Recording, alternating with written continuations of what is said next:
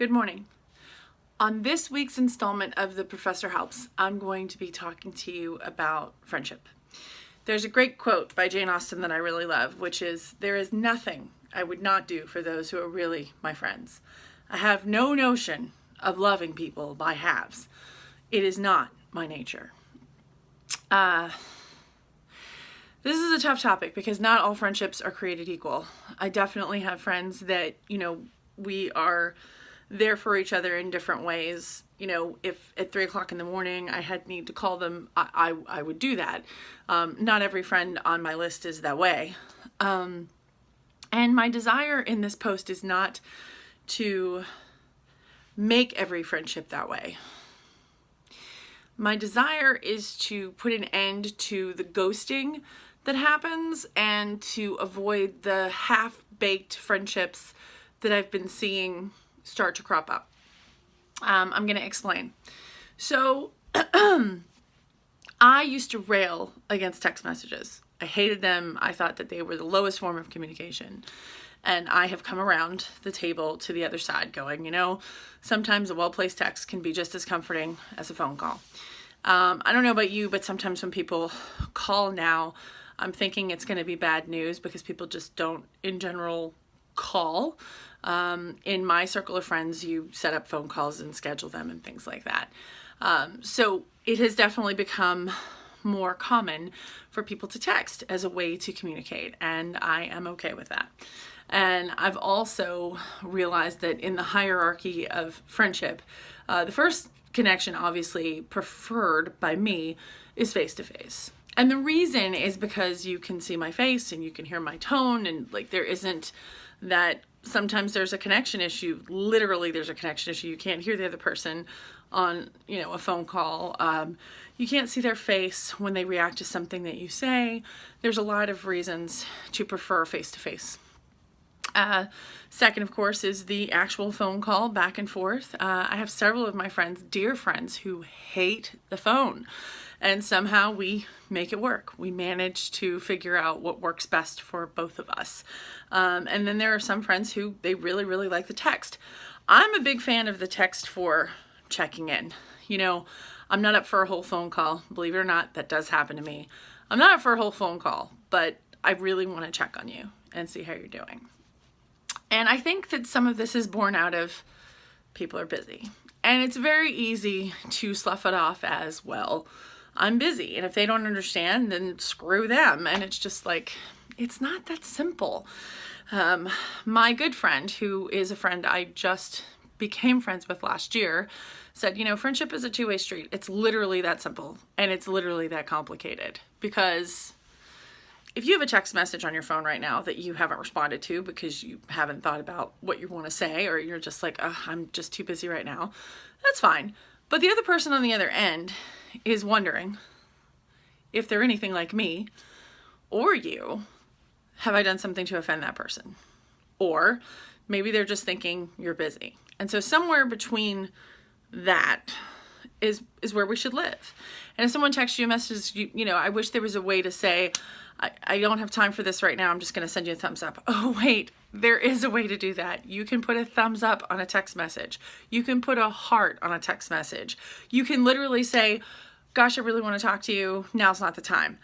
Literally, these are words that you can use. Now, some of this is born out of responses to what people are saying and doing and how you are living in the world right now. There's so much to keep us busy. There's so much to keep us occupied. But I go back to the original thought, which is that friendship is the lifeblood of keeping your relationships going. And I'm not just talking about romantic relationships, although those are really important too. Being friends with your partner is probably the number one job of anybody in a relationship, because you have to continually feed that relationship or it dies on the vine.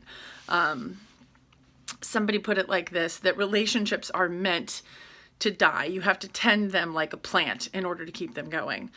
And Jerry Seinfeld puts it another way, is there's a lot of friendships that are on life support because they just keep trading messages. Oh, you're not home. I was really hoping that I would get your machine so I could leave you this message and then we could trade messages back and forth.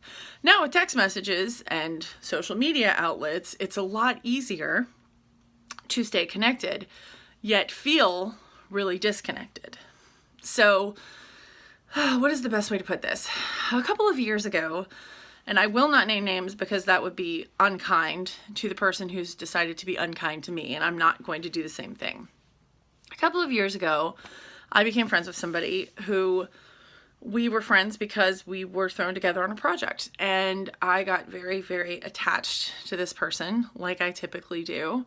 And that's something that I'm working on. I tend to have this mentality that we're always going to be friends. Like if we're friends right now, we're going to be friends forever. And it's not always the healthiest, and I'm working on it. A lot of people are fond of saying a season, a reason, or a lifetime.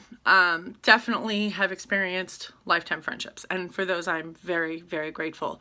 I've also experienced season friendships, which are tough because it's, you're with somebody because you're thrown together for a project, you're working together, and you think the friendship is really deep, and then you stop working at the job, or they stop working at the job, and communication stops.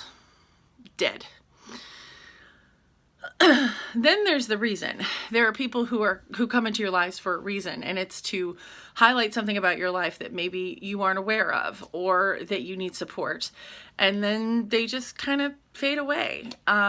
So back to the friend that I had because of a project. I thought that we were really, really close, really, really great friends, and they just basically disappeared. I want to say almost a year ago, and it really hurts. And it would be so easy to say, well, the heck with them, Jennifer, like they don't have time for you. So why are you even bothering about it? You've got enough friends. I'm not going to chase after people. But hurt feelings are not that easy to brush aside. Like you actually have to process them. And if you are processing hurt feelings, this is where I give you a disclaimer. I am not a counselor. I am a coach. So if you have things you need to process with a professional, please do that because that is not what I do. It's so easy to brush it aside like, well, I shouldn't care about them. It's like, well, you do care about them, and having the feelings that you have is part of being a human being. And so if you have hurt feelings over something that somebody has done to you or neglected you or not cared for you, you're allowed to feel hurt. It's not always the best thing to say, well, okay, I'm done with them. A friend of mine put it the other day that I really, really liked, is that, there's no reason to feel ashamed that you loved this person. It's important to notice that that's the relationship that you had at the time, and you had no reason to believe that you were going to have to rescind that feeling because you didn't know that the ghosting or what I like to call the disappearing would happen. And still processing, processing is just hard. It's really, really hard.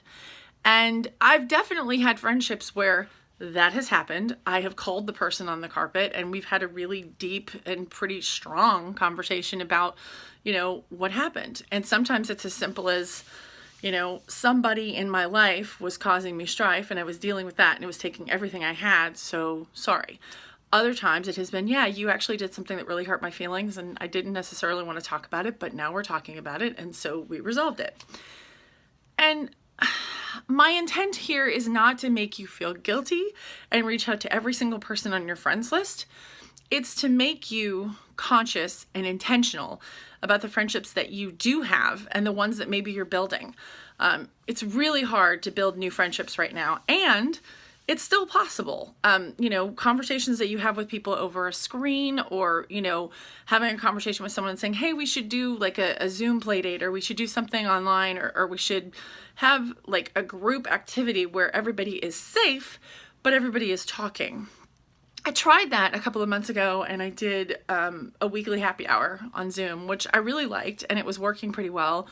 But there's usually one or two people who are always dominating the conversation. So I found overall that didn't work. So I went back to doing single conversations with people over the phone. Because again, if I can't see you in person, which I have done some safely masked visits, if I can't see you in person, the next thing is a phone call. But as I mentioned, there are friends of mine who do not like phone calls. And in fact, they really, really hate them, but they tolerate them for me. I've asked several of them, you know, can we do something that is similar to a phone call where we kind of do a Skype thing, if that's better? And they say, no, I like phone calls because you like them, as long as I have some notice. And I was like, okay. And it was an eye-opening thing for me to realize that some people really, really do not like the phone. And the more that I talk to my friends, the more I understand every single one of them is made up differently. And you know, I have friends where they will text and we will make a plan to get together, or even make a plan for a phone call. And there are friends who I text with every single day, and we're both busy, and we still do it because that's the cadence of our friendship. That's what we've set up. A couple of years ago, I had a friend who, you know, we talked about things, and, you know, I thought it was a little bit imbalanced. I was always the one like listening about her life, you know, and I actually said something. I said, look, I feel like, you know, we spend a lot of time talking about your life. We don't spend a whole lot of time talking about mine. And it was eye-opening for her. And that friendship has become richer as a result. So I think that the thing I'm railing against here are the half-baked friendships that you're keeping on life support. So first of all, it's an awkward topic, because if the person is somebody who's a deeply held acquaintance, you know, they're an acquaintance, they're not a friend. And so maybe they don't deserve that full-on, hey, I haven't had a lot of time for you, I want you to know I'm thinking about you. It does not cost you a lot of time to send somebody a text message, or you can even send them a message on Facebook, or you can send them a message on any one of their social media portals. If they don't have a social media portal, you can actually write them a letter, which is a lot of effort, but also shows how much you care about somebody. And there are friends who, you know, I haven't talked to in months, but we have an understanding, and we will talk probably in another month or so. And we're on that level, but we have conversations about when we're going to talk. And I think that that's really healthy. And some people, they don't have that same need. And there are some people who, you know, I'll text probably every month or so, and like, that'll be enough. And, you know, right now, while none of us can get together, that's where we're at. So my hope is that this message will cause you to reach out to somebody who you've been neglecting, and you don't really want to, but you've just gotten kind of busy and you haven't thought about it. Because my job with these messages is to inspire you, motivate you to reach out to somebody you care about, and then maybe frustrate you with like the idea that maybe somebody isn't reaching out to you the way that you would want them to. So maybe say something to them about it. So this is my message for the week. If you find it helpful, go ahead and hit that subscribe button, and certainly share with someone. It might even be a conversation starter for you to have a deeper friendship with someone else. Ladies and gentlemen, this is The Professor Helps, and I've been the Professor. I'm signing off.